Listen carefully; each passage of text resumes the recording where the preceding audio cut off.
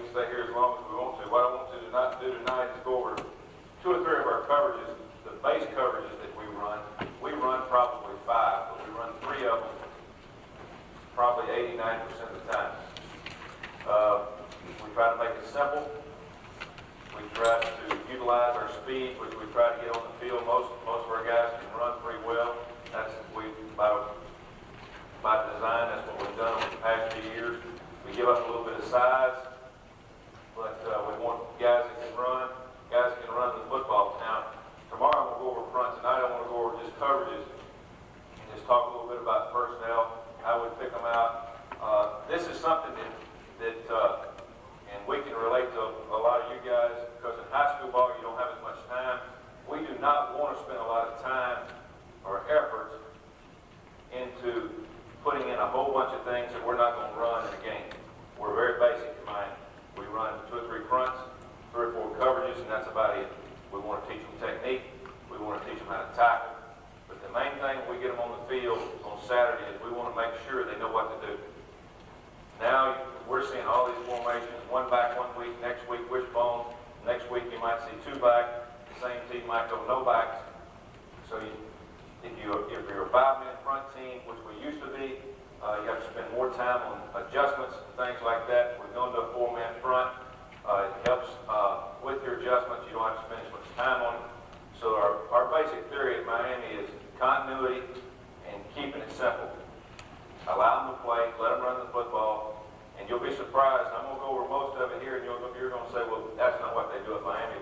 I promise you, we don't do a whole lot. We try to do what we do very well, but we want our kids to know what we're doing. We're a 2-deep team at Miami, and probably 70% of the time, that's what we're going to do. Again, if you have questions as we go along here, just raise your hand, holler out, whatever, and I'll answer them. We play a field corner and a boundary corner. And I'll kind of go about it and tell you why we do that as we go along. We don't flip a lot of people, but we do in the secondary. We try to put them in a situation where they're doing the same thing every snap. Now, our field corner is a guy that always goes to the field when the ball's on the hash mark. If the ball is in the middle of the field, we'll put him on their best receiver. Could be to the X side, could be to the Z side, it makes no difference. He's used to playing both sides anyway, but we're going to get him in a situation where he can line up and be on their best receiver if it's in the middle of the field. But if the ball's on the hash, he's to the field. For us, he's our best cover guy. I mean, if you got the luxury of having a guy that's a better cover guy, a better tackler probably, you want your better cover guy to the field for us, the way we play our coverage. He's not very physical, and probably the 8 years I've been in Miami, he had made 18 to 20 tackles versus the run total. And he's made them, of course, on pass, but not versus the run.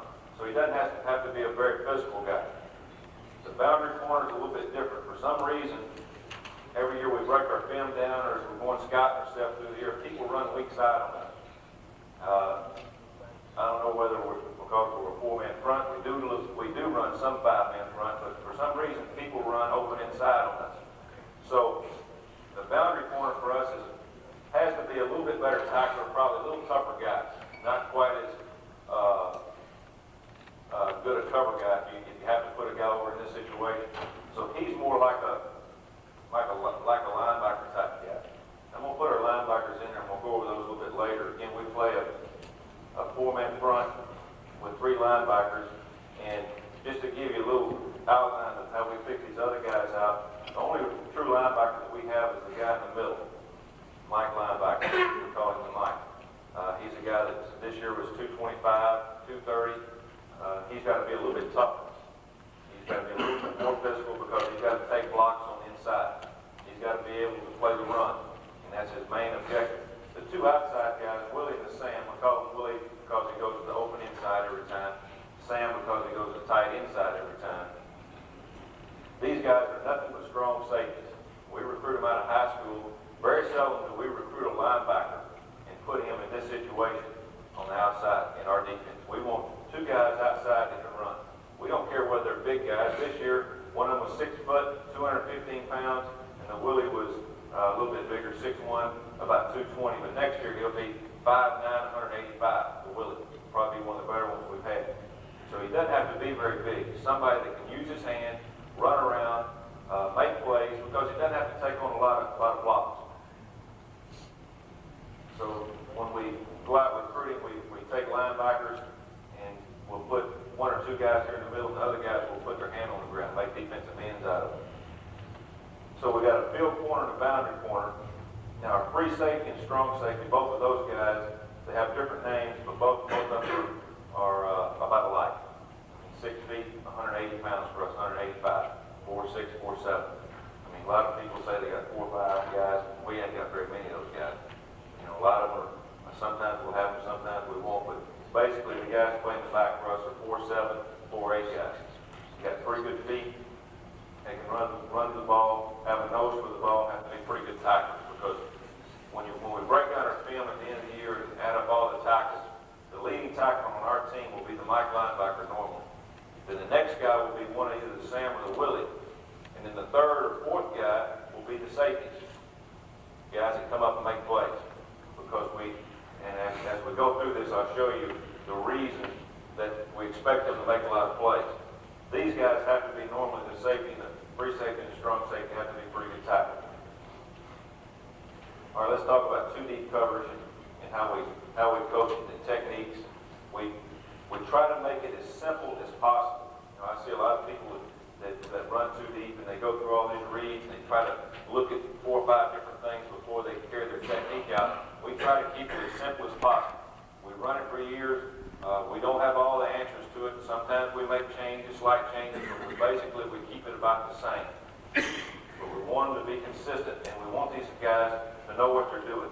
The number one thing for the boundary corner and the field corner is we want them to jam the outside receiver. That's his number one responsibility. It's not playing run, it's not playing pass, it's to be able to get a jam on the outside receiver. I mean, we spend a ton of time on that. That's actually all they do in practice other than tackle, is to get a piece of that guy when he comes off the ball. Now, to be able to play a couple of other coverages out of 2 deep and be able to disguise it, everything we do comes out of how we line up in 2 deep. We'll line up and play man coverage out of that coverage right there by lining up the same depth, the same stance, giving everybody, the quarterback the same read, the receiver the same read. We don't change our footwork for man, zone. We want it all look the same every snap. High school, you know, sometimes you'll get a pre-snap read, the quarterback will read the stance, or the free safety, strong safety.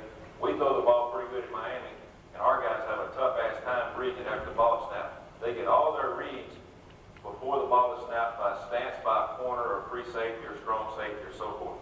So what we do is we base everything off a 2 deep look. Everything that we do before the snap is going to look exactly like that. I mean, same depth and so forth. So when we line up and start teaching backpedaling, things like that, first thing we want to do is we want to teach them a stance, and that's the stance that they're going to be in for everything. Now, we've worked on it having the inside foot up. We've worked on it having the outside foot up. It really makes us no difference which one they put up, but whichever foot they put up before the snap is the one that they always put up, no matter what side of the ball they're on. So we try to get them to put up the outside foot. This year, both corners had their inside foot up, but we tried, when the young guys come in, we want their inside foot up, we want their shoulders over their toes, we want their butt up in the air, we want all the weight on their front foot, every bit of the weight on the front foot before the snap, on 2 deep, on 2 deep. Now, we do that, again, because you can play man coverage out of that, you can play zone. Because if we're playing 2 deep, we've got the inside foot up or the outside foot up, we're lined up on our man. On the snap of the ball, when we're playing 2 deep, the first thing we do is we square back up. But again, the thing we want to do is we want to sell one coverage, either man or zone, out of the same stance. So we put either the inside foot up or the outside foot. We line the boundary corner and the field corner up 5 yards from the receiver, not the football. 5 yards from the receiver, because sometimes these dudes at Z get 3 yards off the ball. We don't want them line up 5 yards off the ball and be 8 yards. We want to keep it consistent and stay 5 yards from the receiver. To depending on the receiver, sometimes we might back them to 6, but we'll start out at 5 yards. Now, when we teach alignment on these guys, we teach imaginary people inside and out. That's how we teach aligning on a receiver. Put these guys up. I think you'll see that. Now, we talk techniques with our corners. We'll talk either a head-up technique or an outside or inside technique, depending on what coverage we're in. Now, if we're in 2 coverage, we want them to be in an outside technique, which means they're going to line up on the outside shoulder, straddle the outside shoulder of an imaginary person, not the receiver. So, if this table is a receiver, I'm not going to be head up or I'm not going to be outside shoulder. I'm going to be on the outside shoulder of an imaginary receiver. That's what we're talking about. And if we're on the inside, we'd be one man over this way. But we're very seldom we'll be head up. We want him either outside or inside shoulder of an imaginary man outside that receiver. So, put him out there. Screwed up.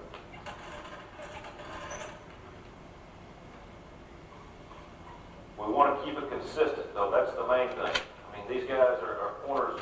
The biggest thing they want to do is they want to start getting brave and start moving inside and outside. But we want to get to a situation where we're always the same distance and the same width off the receiver, not to give anything away. So we're playing 2 coverage, and I'm getting my stance.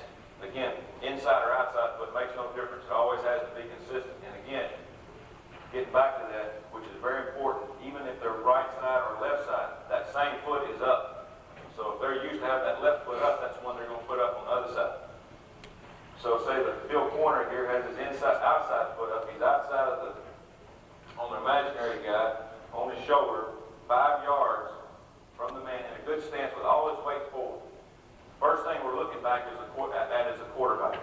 We're looking inside at the quarterback because all we want is a run pass read. That's all we want. And we want it real quick because we're going to get back to this receiver. A lot of people will read the quarterback, go to number 2 and see what he does, and then go to the receiver and then try to beat back inside. We try to do all that crap. We could not get consistent at jamming the receiver coming off the ball. And to play too deep the way we want to play it, to where we can get help out of our safeties. Again, we don't want to waste these safeties back here deep. To get them involved in the running game, you've got to be able to get a hand on those receivers when they come off the ball. So we're lined up outside. The first thing we do is we look at the quarterback, we see run pass. We get back to it. The first thing we do after the ball is snapped, as we're reading run pass, we're looking inside, we bring the inside foot up and square up in a good hitting position. And reading run pass at the same time. And then, after we read run pass, it really doesn't make any difference what they're doing, whether it's run or pass. Because if it's run, we're still going to get a piece of this guy when he comes off the ball. Not a piece, we're going to get a whole bunch of it. We really are not run support guys. This field corner, boundary corner are not run support guys first. The first thing they want to do is they want to make sure whether it's run or pass, and then they want to get back to the receiver. When we start a young cornerback out, we do not look at the quarterback because we just want to look at the receiver because the very first thing we want to do is get a jam. So as we see run pass, then we want to bring the inside foot up, square it up, and we want to get our hands in front of us in a good hitting position. And sometimes they don't bring it all the way up there in a kind of a staggered position because they're getting ready to either shuffle or we're getting ready to get run over by a receiver if he keeps running at us. But we want to make we call it a three-prong attack on the receiver. We want to use our face mask and we want to use our hands. We don't want to be aggressive to where we lunge, to where we chase, or whatever. If somebody's running inside or outside of us, we don't want to cross over. We want to get in front of the receiver. We want to let him run into us. Once he runs into us, we want to butt him with our face mask and our hands at the same time. At the same time, we want to keep our elbows inside, and we're going to try to get separation off of him as much as we can. Now, you're going to get 2 or 3 different releases, and what we get most of the time now is people are just trying to run away from us. they're trying to outside release on us and trying to run from us. So actually what we work on an outside release, we work on a quick inside release, and we work on a stop block, a guy coming straight at us, and that's it. So we get runner pass, we get squared up, and we get back to the receiver, and we look at the bottom of his numbers. What we look at the bottom of his numbers, that's all. And if you look at the bottom of his numbers, the reason we don't look at the top, which is don't be that you're going to get the same movement, if you look at the bottom, it makes them move, makes them bend their knees a little bit more to get in a better hitting position.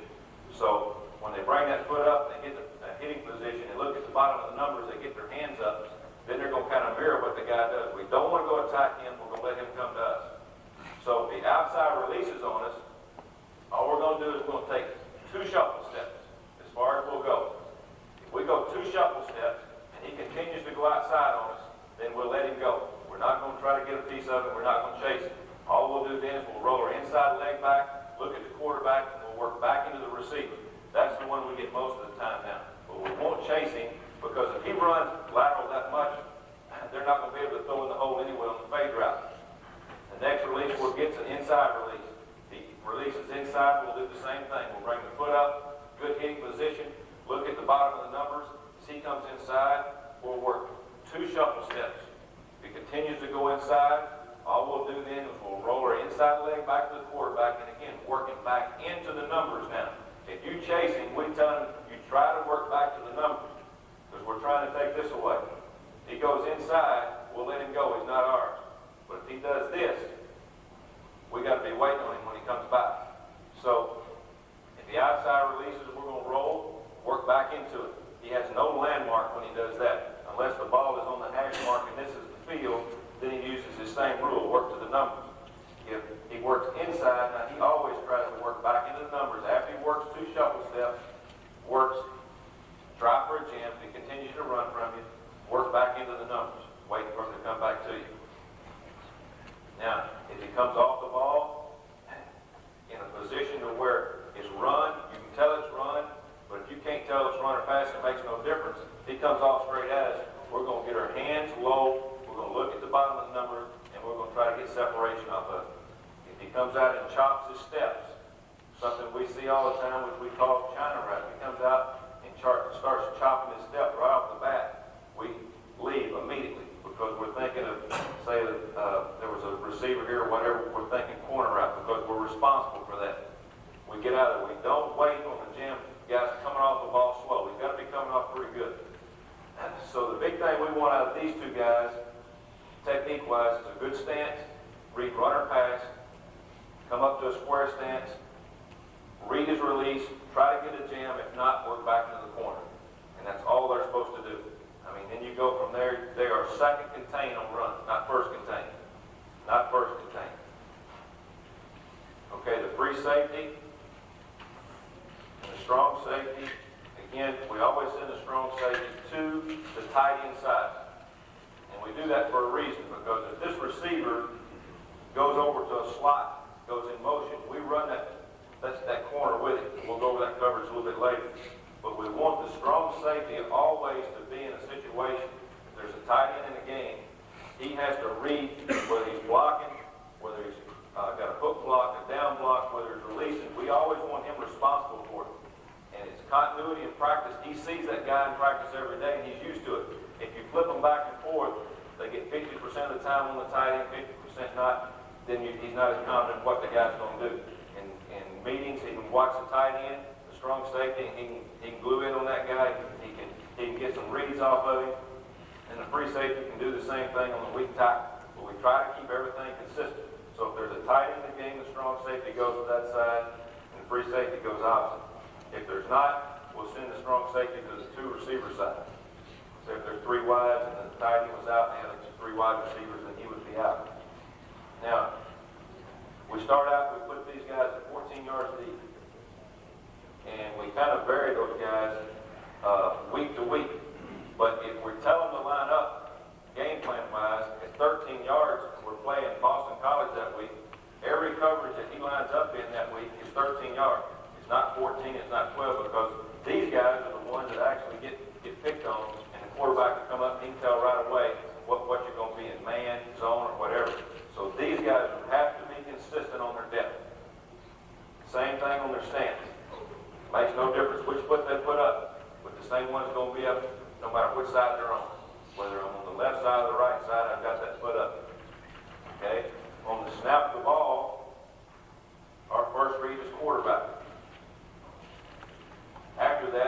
second read as quarterback, and after that our third read as quarterback. A lot of people go to number one and see what his release is, and so forth. We do not, and get back, I might not have said, but for free safety only, if that is his read, he reads the quarterback and only the quarterback. On the snap of the ball, we want him to work straight back, and a good back pedal, 3 good steps. If it's a 3-step drop, we come under control, and then we start shuffling. We start shuffling after 3 steps, if it's 3-step drop. If it's more than 3 steps, we continue to backpedal and get depth.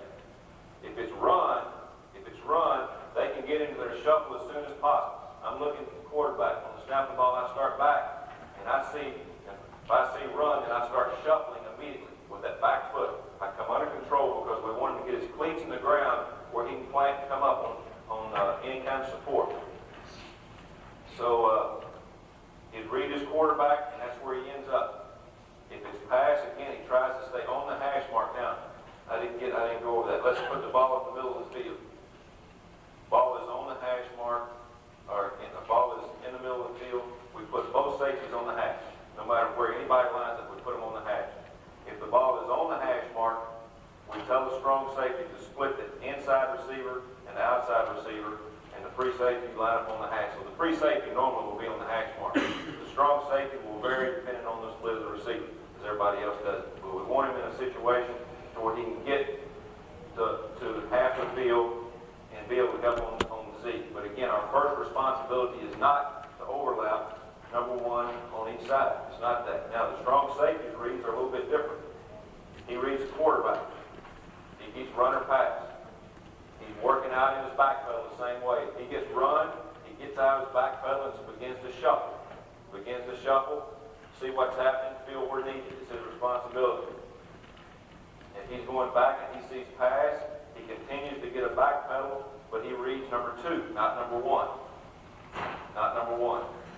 Number 2 is the first thread in his zone. If number 2 goes straight down the field, we stay on the hash mark. If number 2 goes inside or outside, we tell him to work 1 yard outside the hash mark and play the football, not number 1 receiver. Again, this is half field coverage, and the only way you can play this is to play the corners like we play. Not worried about run support, not worried about anything, but when the guy comes off the ball, we're going to get a piece of it. So allow these guys to stay on the hash mark as much as possible. That way, they can play pass, and they can also be a big help on run. We're not trying to support with these guys. This guy's second, this guy third. These guys have run support first on run. These guys have pass first on run, and then run support second. Basically how it goes. So we want to get these guys in a situation when the ball is snapped, they can get depth, read, run, or pass, and then play accordingly. Now, Coach, yes. if you got to the strong safety, if you get one and two both get vertical, what are you telling your strong safety as far as backpedaling and opening up to what receiver? What are you telling him to do? He does this. He does this, right? Yes. All we tell these guys is he's responsible for number 1 first. Or excuse me, number 2. He's responsible for number 2, the strong safety. So, on pass, as I'm going back, I'm standing in my back pedal. I see pass, and I go immediately to number 2. If number 2 starts down the field, I have nothing to do with that guy right there. But I'm not getting off the hash mark. I'm going to stay on the hash mark. We zone drop with our linebackers. We don't run with verticals. A lot of people run with verticals. A lot of people say, you can't play too deep unless you run with verticals. I didn't think you could either. And we used to run with verticals, and we used to work these guys off the hash marks and try to work them, because everybody runs this right here. Everybody we see runs it. They try to run it down the field, and we have yet to be hurt on it. Used to, we'd line up and say, hey, if you get a vertical, if I'm a Samuel Willie linebacker, and that guy takes off down the field, you're going to get a piece of him, and you're going to continue to run with him. Well, that's fine, as long as you're playing people that run 2 backs. You play our guys in Miami at 1 back, and you start running with verticals, all they're going to do all this 1 back stuff is nothing but short passing game. All they want you to do is just run a little bit with a vertical and hit 1 guy on a short cross route. Just get the ball to one of those guys and let him catch a 5-yard route, and then run it right behind you to run it with that guy on the vertical. We did the same thing. Coach Harrison got the job in 1989. We were running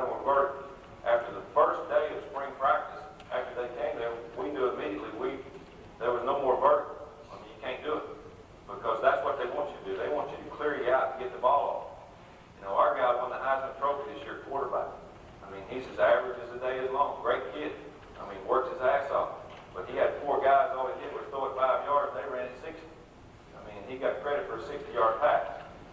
And the reason for that was people ran with vertical. I mean, and you can do it, and they won't, I mean, you can cover it, all it takes is one.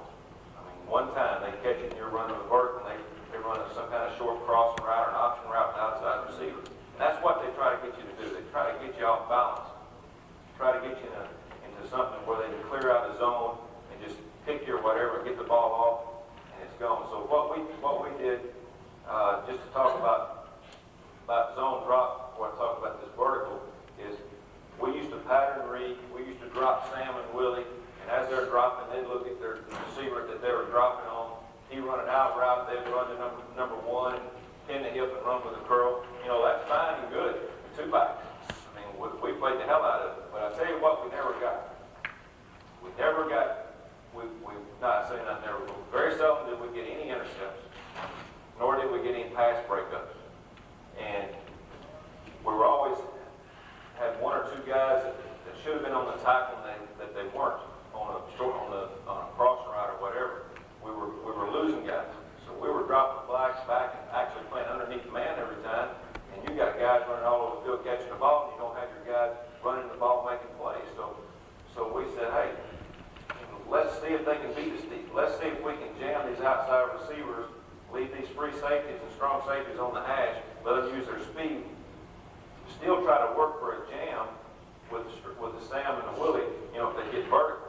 We try to widen everybody like we used to, like everybody does in 2D. If I'm lined up at Willie, you know, our basic drop, to go over real quick for Sam and Willie, is we drop to the curl, which is to the hash mark normally.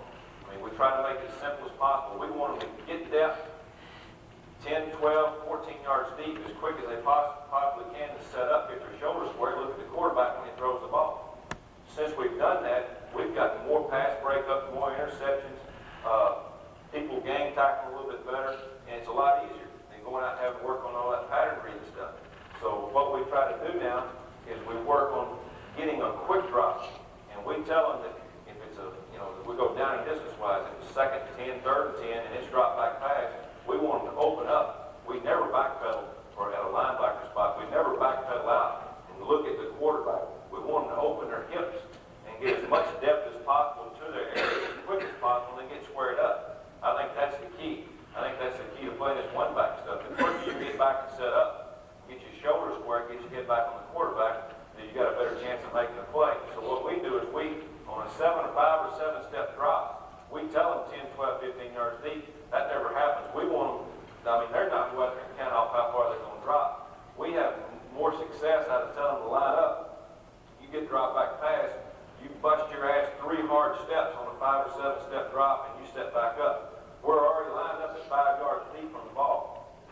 If they get 3 hard steps to their zone, we'll let them look one time to where they're going to, and then we want to get their head back on the quarterback. After we get 3 hard steps, usually we're about 12 yards deep, set up, looking back at the quarterback, being able to break on the ball. Again, what we used to do is we would drop, do the same thing, but we'd be looking at receivers instead of looking at the quarterback, and we'd drift, we'd get too much width or whatever. Now, we do give up, passing yardage, but we make more plays, we have more people in on tackles, and we made more intercepts by doing it this way. But again, this allows us to free up and not have to work practice time on all this pattern reading stuff.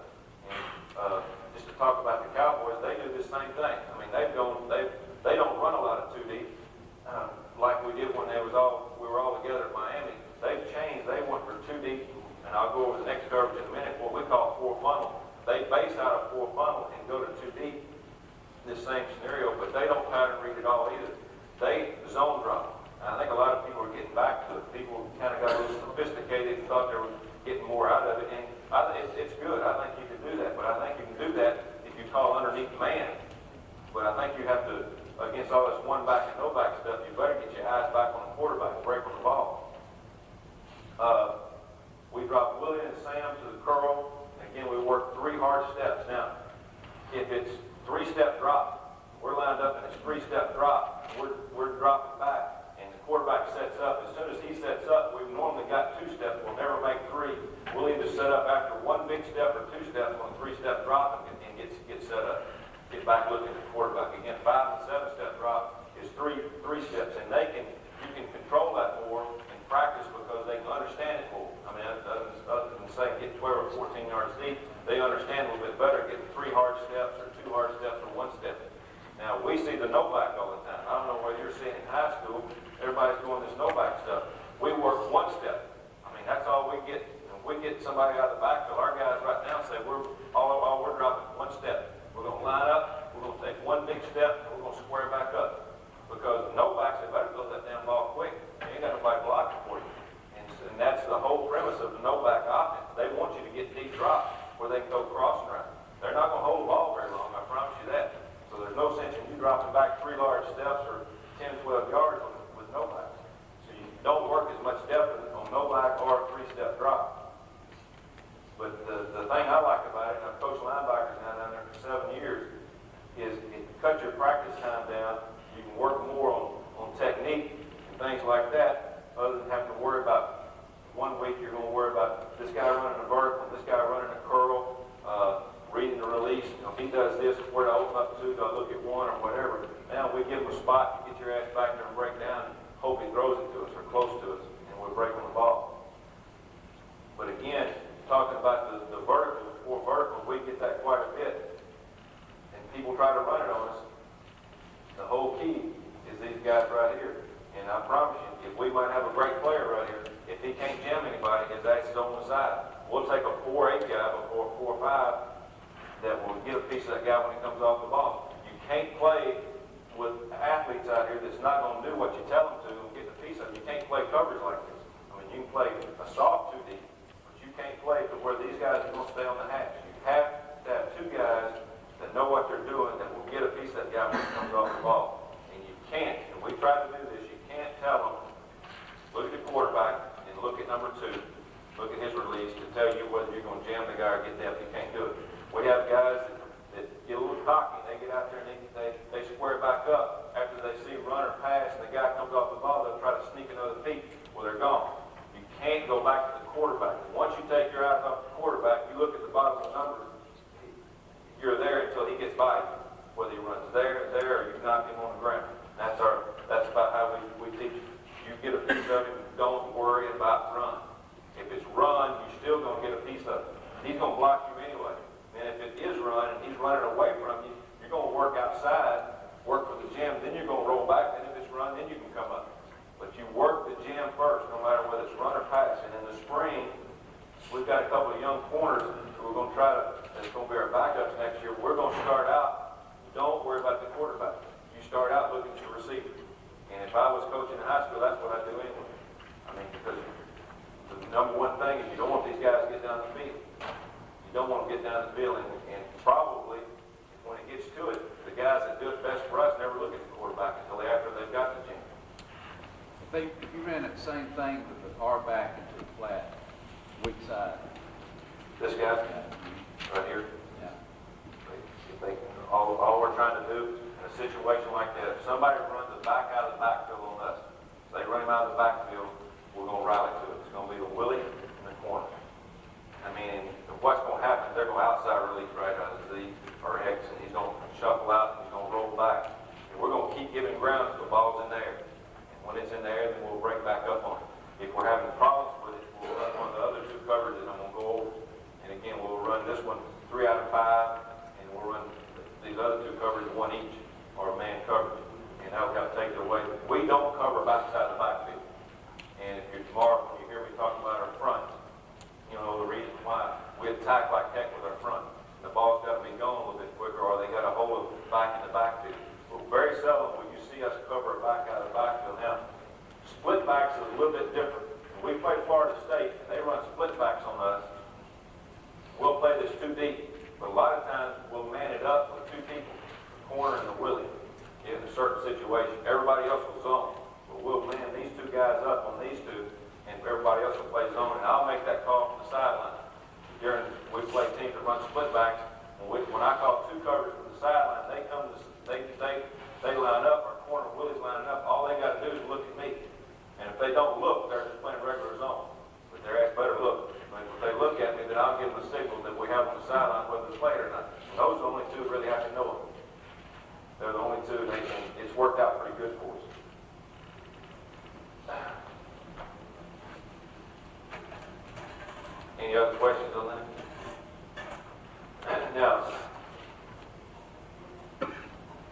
was gonna say, if the guy goes across, what he else, we've done it every way in the world. He goes across the field, makes no difference to us. We're gonna run our corner over. Everybody else is gonna stay the same. And we're gonna play it. All it is 3-on-2. Everybody in the world runs it. 3-on-2 coverage to a slot. The only thing you have to teach is this guy's got to work a little different technique, but he works a jam. He works a jam. And I mean, it's not a different technique, it's just a different drop to where he's responsible for. But he does the same thing. He tries to stay outside leverage. When the guy comes up the field, he worries not about run or pass. He's looking at the quarterback. He tries to tell what it is, but if it is run or if it is pass, he still goes back to the receiver, and he works the same reads as if he was over here. The outside releases, we shuffle 2 steps, then we roll back into it. If the inside releases, we do the same thing. We want to get a jam on it, so we're not changing anything up. We're just making a different look of 2 coverage, and it's 3-on-2 to this side. If they line up in it, the only difference that we want to coach in it is if they line up in this situation, actually come out of the huddle, we want this to be our field corner and this to be our boundary corner. So they both have to learn that one deal again. It's no different for them. They just happen to have to be running or whatever in the middle, inside this guy when the ball snaps. But their drop is the same, outside release, working hips back inside. The only thing they got to know is they don't work for width. They work for depth when they're the inside the defensive back. Yes, sir. No, he plays the same. No, he plays the same. He plays the same. Actually, what you've got when you're in this coverage, you've got too many people drop, and you sprint out with Bring or Willie or whatever. They do a lot of this from the huddle, then we'll have some kind of call where we're usually bringing him whatever and fighting. Because you don't need the guy. You don't need. But that's one way we play too. Now. We used to do this a lot. We used to play two and play it out of the huddle. We don't do a lot of that anymore, and it's for the one-back offense that we haven't done it. Used to, we'd come out and we just single call everything. 2 coverage and play it. Our other coverages and play it, or 3 and play it, or whatever. But now we double call everything. Double call meaning we're going to run 2 to an offense that plays a receiver, or the first digit to a receiver, both sides, like a pro set or whatever. And then the second digit in the call goes to any formation that has a tight end on the backside, which in this case we would. So we call that 3-on-2 coverage. I just showed you 6 coverage. I think everybody in the country calls it that, again, which would be this.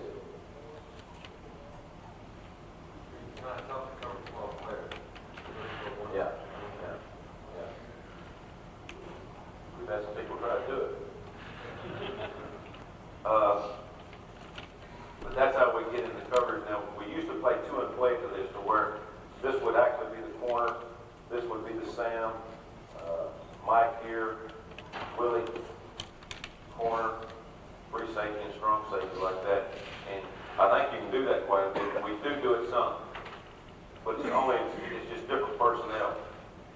But we try to play 2-digit calls as much as possible because of 2 backs in the backfield. We want to try to keep as many linebackers in to play 2 backs as much as possible. Now the other coverage I want to go over, this is the coverage that the Cowboys are running. And we started it back, don't get me wrong, we didn't invent this thing. It's just that we had to start running it back in about 1985 because we were so much of a 2-deep team. We couldn't handle against our guys. We had Michael Irving and a couple of those guys, Brian Blades. Inside the 20-yard line, if you're a 2-deep team, you have a tough time with 2 routes, fade route and a corner route. I mean, all they do is take the snap, they shoot, run down the sideline, and just hang it up to the corner. Or they would inside release and then hit the corner on you. You're trying to jam the guy, and your safety is not as deep because the ball is, almost, going into the end zone. He's not as deep. He has a tough time getting over. So what we do is again, we line this thing up, and we look exactly like 2 deep. Again, everything's out of 2 deep.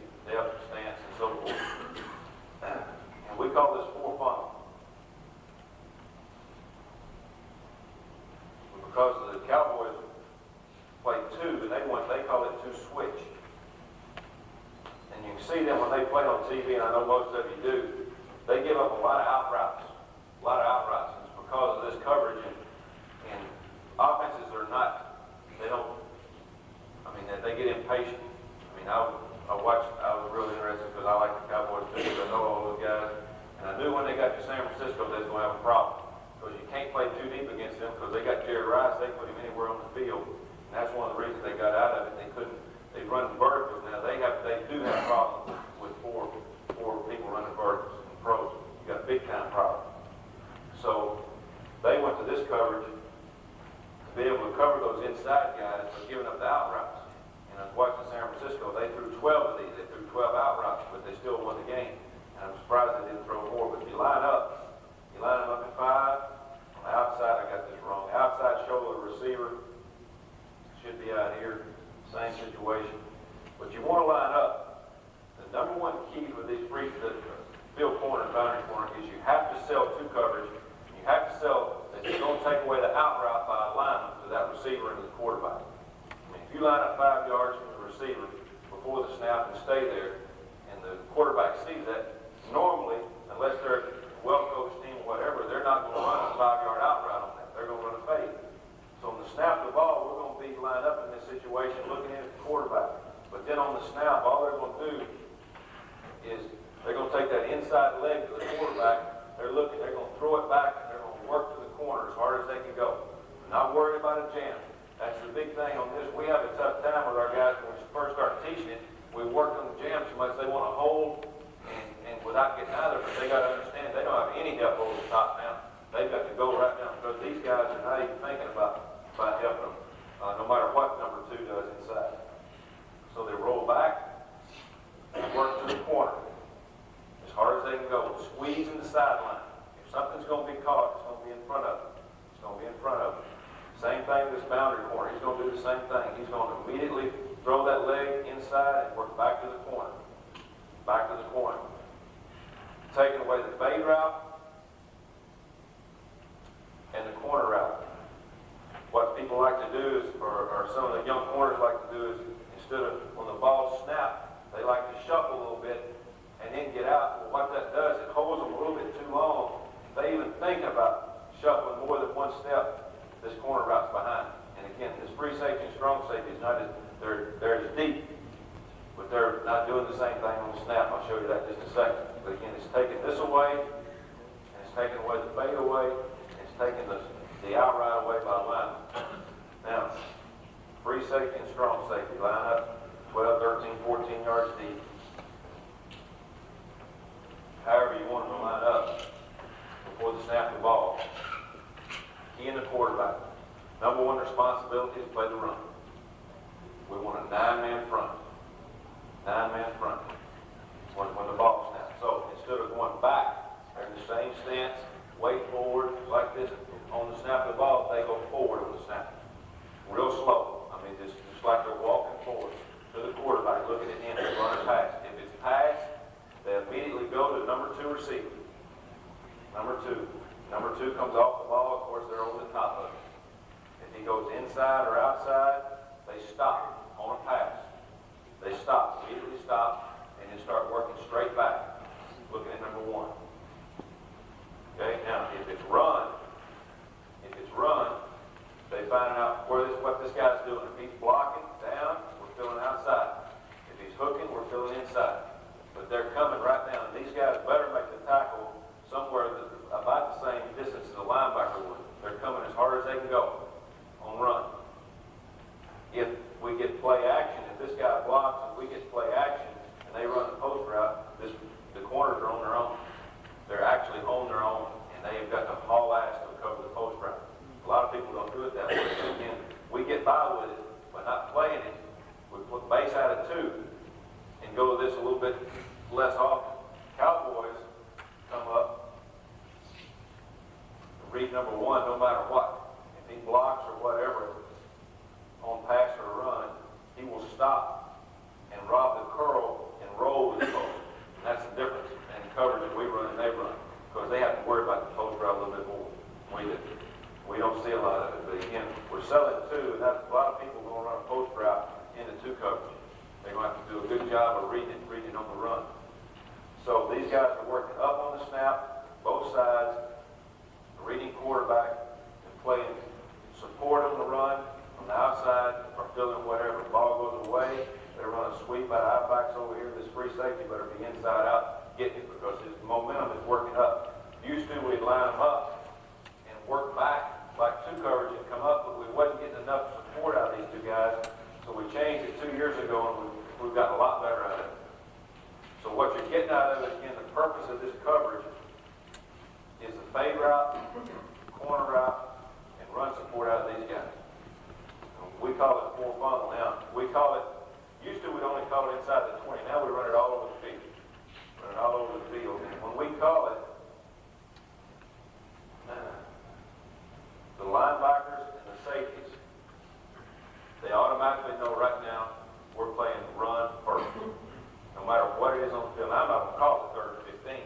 It's going to be a 1st and 10 call, a 3rd and 5 call, something like that. But their buddies coming up on the snap of the ball, and they're playing run first. These guys are actually getting out of there, and they're going to be manned up on any kind of post route. Hopefully get over the top. We only run it to a two-receiver side. We don't run it to a twin set. We don't run it to a trip set. And the reason, I'll double call it. I'll call it four funnel check three. Four funnel check three, meaning if they come out, and it's because of this right here, you can't do it. If you start playing your base front, our base front, to this,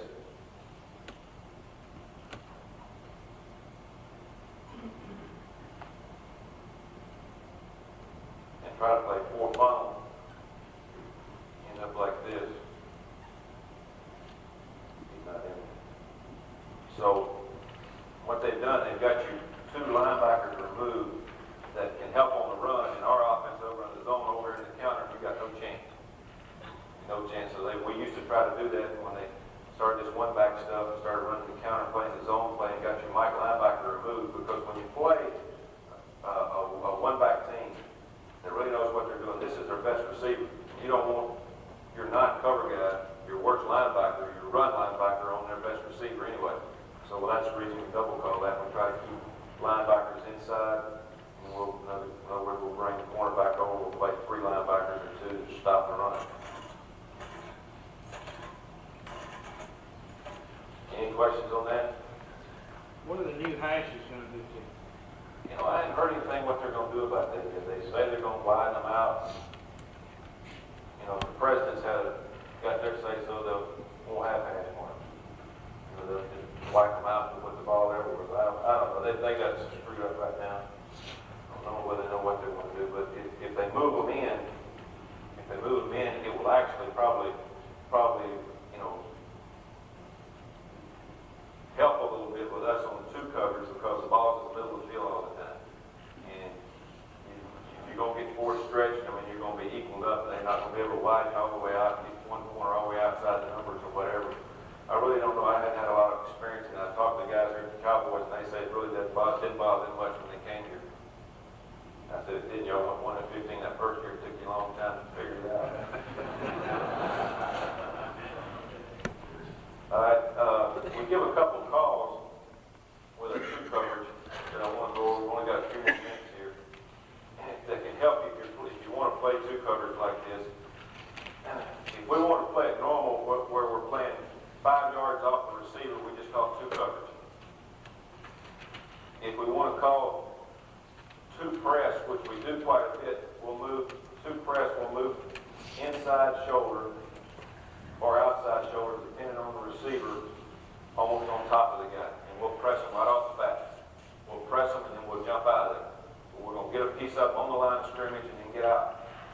And then the next thing we'll do, we've got two press, two coverage, two press, and we'll call what we call two up, which we've got a lot out of. And again, if you're running too deep, you need a couple of variations on how to play your corners. And two up is helping us. And what we do is we line up like two press. Line up like two press, and right before the snap of the ball, we'll come out real quick, 2 steps, square up, and get a jam. We're not going to press it on the line of scrimmage. Trying to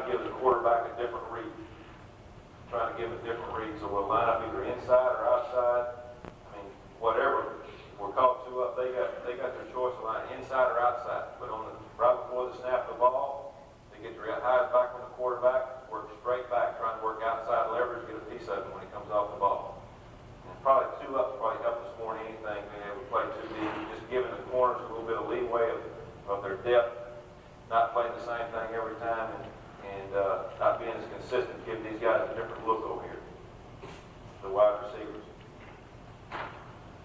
And, you know, I won't go through two-man. Everybody, we play two-man like everybody else. The only thing that we do with two-man and two-man is playing too deep. Everybody locks up underneath man.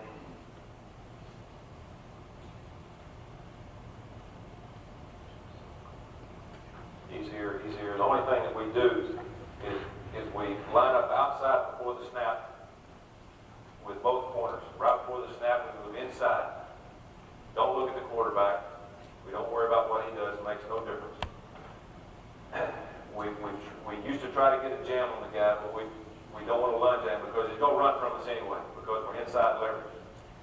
He goes outside, we're open the hip, and we're going to trail for 2 yards. We tell him to stay 2 yards on his hip.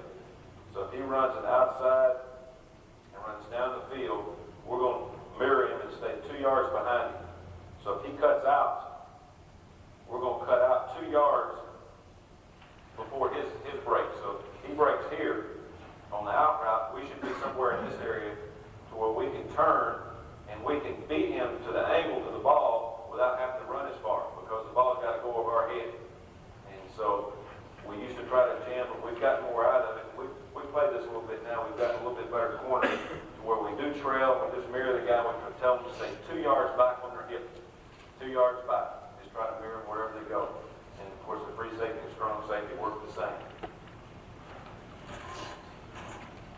Okay, and the last coverage I want to go over again, this is basically about all we do in a little bit of man, is if we are having problems with people running 3 out strong,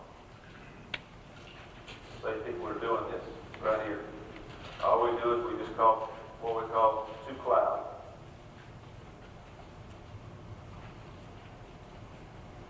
And we also do this with 1 back team, which is pretty good. 2 cloud meaning that we're always going to roll up to the field or to the call, whichever side the strong safety wants to roll it to. In other words, if this was the boundary and this was the field, we'd roll it the other way, which would again be the field corner because he'd be on that side. But say we're rolling to the right here on the snap. On the snap of the ball, we'll jam and we'll hold. He just comes over the top. He goes deep middle. He rolls back just like he would in our 4 funnel and get depth. And now what you can do there is now you can handle this guy coming out. Get this guy over the top, him in the middle of the field, and you can handle 3 strong.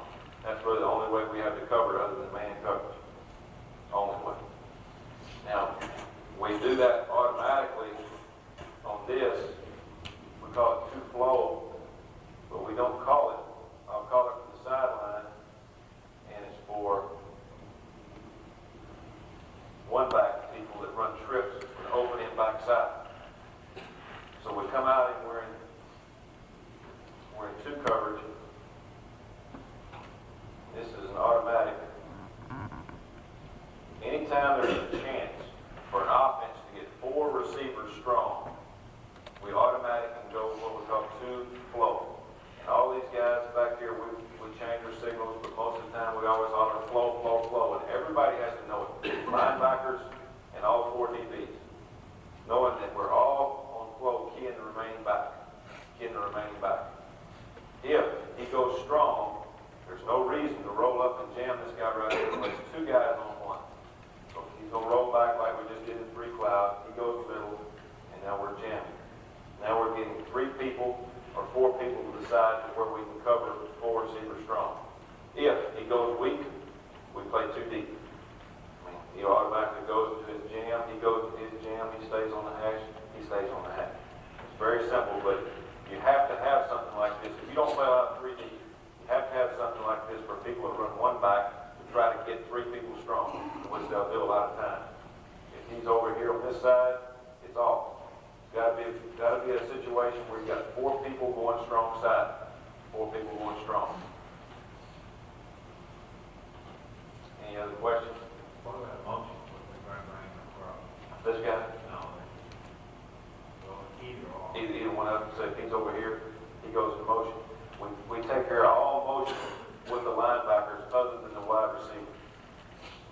the only guy that can go. If he went motion, he'd go with it. But any of the backs going motion, we consider the number 2 guy back, then we make all adjustments with the linebacker. We try to keep it as simple as possible. Nobody moves unless you just have to. We want to play too deep, be able to get jams and keep the same guys on the same receivers most of the time. It's simple, I mean, but that's what we do it every day in practice. We've done it almost the same way for the last 8 years. I mean, sooner or later, they